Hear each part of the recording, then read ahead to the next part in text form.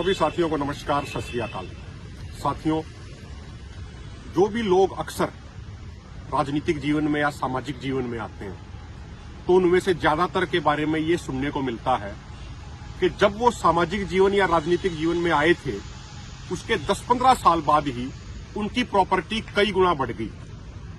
किसी ने petrol pump ले लिए, कोई ठेके लेने लग गया, किसी ने बड़ी बड़ी प्रॉपर्टियां बना ली, किसी ने अपनी जमीन बढ़ा ली।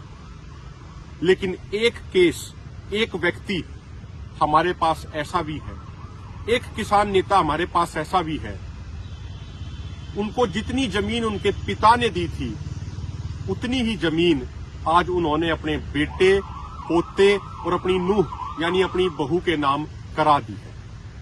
उनका नाम है सरदार जगजीत सिंह डल्लेवाल जी। साथियों, आप सबको पता है कि 26 नवंबर से वो आमरण अनशन पे बैठ रहे हैं एमएसपी गारंटी कानून समेत 12 मांगों को पूरी कराने के लिए। 13 फरवरी से किसान आंदोलन 2 चल रहा है। कई किसान शहीद हो चुके हैं, 450 से अधिक किसान उसमें घायल हुए, लेकिन उसके बावजूद मोदी सरकार किसानों की बातों को सुन नहीं रही है। मोदी जी अक्सर जब विदेश में जाते हैं तो कहते हैं कि भारत दुनिया का सबसे बड़ा लोकतंत्र है, लेकिन इस दुनिया के सबसे बड़े लोकतंत्र में देश के सबसे बड़े वर्ग यानी किसान वर्ग की बातों को ही सुना नहीं जा रहा है, उसकी बातों को अनसुना किया जा रहा है।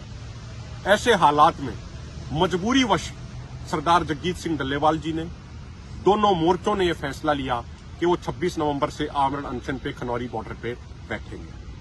साथियों, मेरी आपसे हाथ जोड़ के प्रार्थना है, डल्लेवाल जी को यह नहीं पता कि वो सही सलामत वापस आएंगे या उनका पार्थिव शरीर आंदोलन खत्म होने के बाद उनके गांव में वापस आएगा।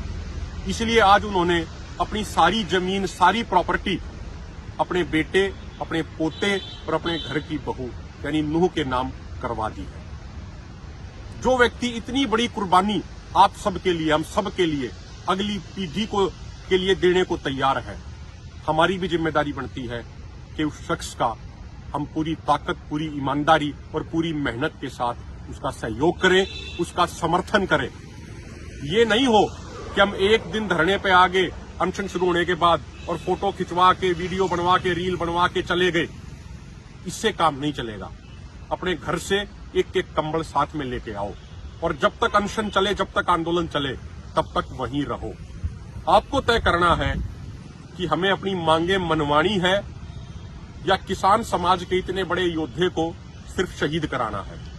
ये हमने तय करना है साथियों।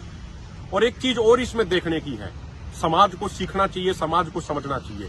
अक्सर ये होता है कि कोई व्यक्ति जब अपनी जमीन अपनी अगली पीढ़ी के नाम करवाता है तो 99.9999% केसेस में वो अपने बेटे के नाम या अपने पोते के नाम करा देता है।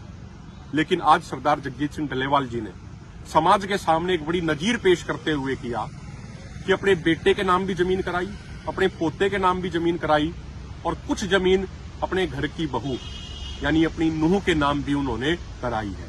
क्योंकि उनका मानना है कि वो जो मेरे घर में बहू आई है, जो मेरे बेटे की धर्मपत्नी है, वो मेरे लिए भी बेटी के समान है।